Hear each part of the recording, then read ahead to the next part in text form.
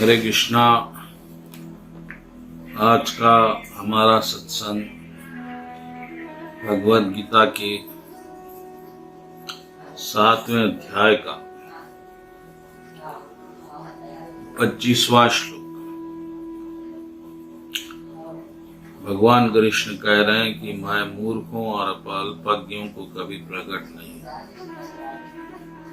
उनके लिए तो मैं अपनी अंतरंग शक्ति द्वारा आच्छादित रहता हूँ, अंत वे ये नहीं जान पाते कि मैं अजन्मा और अविनाशी हूँ।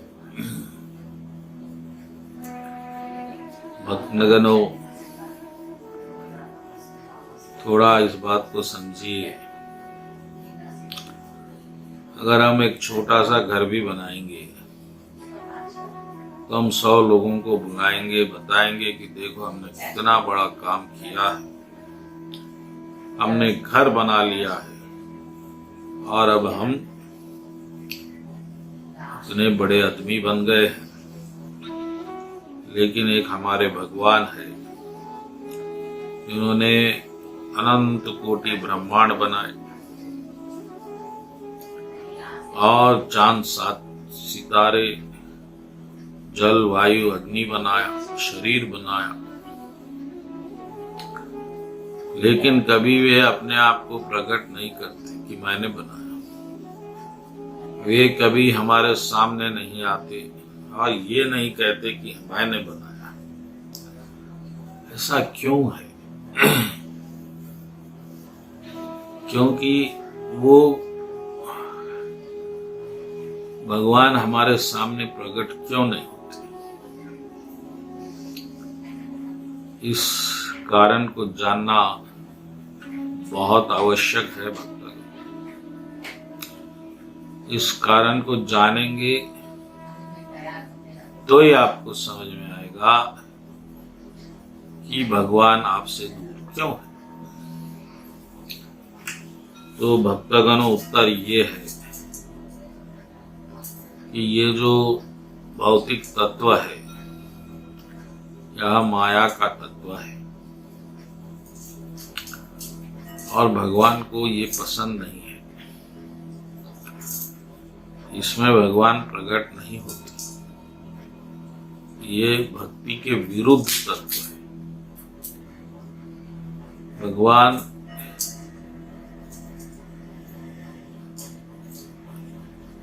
की भक्ति जो लोग नहीं करना चाहते, जो भगवान को नहीं मानते, तो भगवान के प्रेम को नहीं मानते, वे ही लोग इस लोक में जन्म ले सकते हैं। ऐसे लोगों के लिए, जिस तरह हमारी भारत सरकार एक जेल बनाती है, जेल भारत सरकार की है, जेल का खाना पीना भारत सरकार का है, लेकिन वो चीज बनाना सरकार को पसंद नहीं होता, लेकिन मजबूरी में बनाना पड़ता है। क्योंकि कुछ ऐसे लोग होते हैं जो सरकार का कानून नहीं मानते, ऐसों के लिए जेल बनती है। और ऐसे ही लोग हैं जो कृष्ण के प्रेम को नहीं मानते, ऐसे लोगों के लिए ये दुनिया बनाई जाती है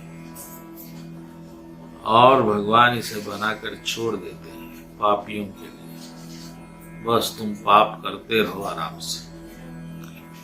अब इसमें कुछ लोग जो बुद्धिमान है, जो ज्ञानवान है, इस गलती को समझकर भक्ति में लगते हैं और भक्ति करते हैं और फिर भगवान की महानता को जानते हैं।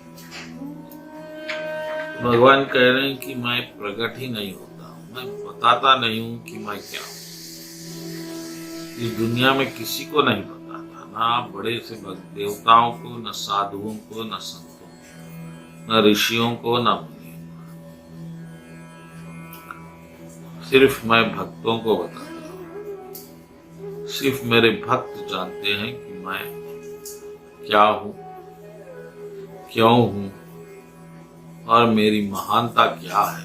बस सिर्फ मेरे भक्त। तो भक्तगणों,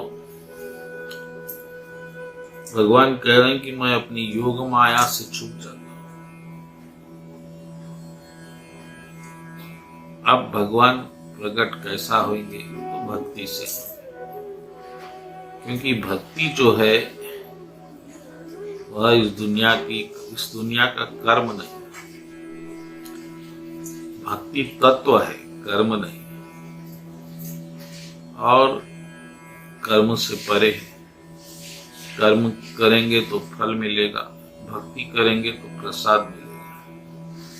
दोनों में बहुत अंतर है, इस बात को ध्यान में रखें। भगवान यही कह रहे हैं कि बस जो भक्ति करता है इस लोक में उसी को मैं प्रकट करता हूँ। वही जान पाएगा कि कृष्ण कौन है, कृष्ण क्या करते हैं और कृष्ण से भक्तों का संबंध क्या है। भक्तों का संबंध क्या है जानने के लिए आपको भी भक्त बनना पड़ेगा, इस बात को याद रखिएगा। और भगवान ये भी कह रहे हैं कि ऐसे मूर्ख लोग मुझे जान ही नहीं पाते। ये लोग रोज देखते हैं चांद सितारे, लेकिन ये कभी पूछते नहीं कि इसे किसने बनाया, क्यों बनाया है, इसको उसको बनाने से क्या फायदा है, ये लोग नहीं पूछते। ऐसे तो भक्तगणों, इस श्लोक से इस बात को समझिएगा कि भगवान ने ये दुनिया पापियों के लिए बनाकर छोड़ दी है। बस पाप मुझे भूल जाओ और पाप करो, और जो ऐसा करना चाहते हैं उनका ही ये जन्म होता है। हमारा जन्म हुआ तो हम भी ऐसे ही पापी हैं, लेकिन उस भूल को सुधारने का हमको एक अवसर मिला है, मानव जन्म मिला है। और इसमें अगर हम भक्ति करेंगे और अपने प्रायश्चित करेंगे पापों का, तो फिर शायद हमको इस लोक से मुक्ति मिलेगी।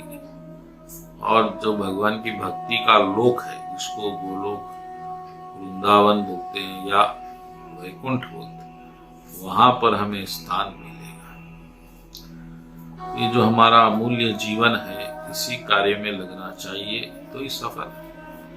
वरना बस वही आपको कर्म करना होगा, पाप करना होगा या पुण्य करना होगा, और फिर मरना होगा, फिर जन्म लेना होगा। यह चक्र चलता है। बोलो कृष्ण कन्हैया लाल जी की।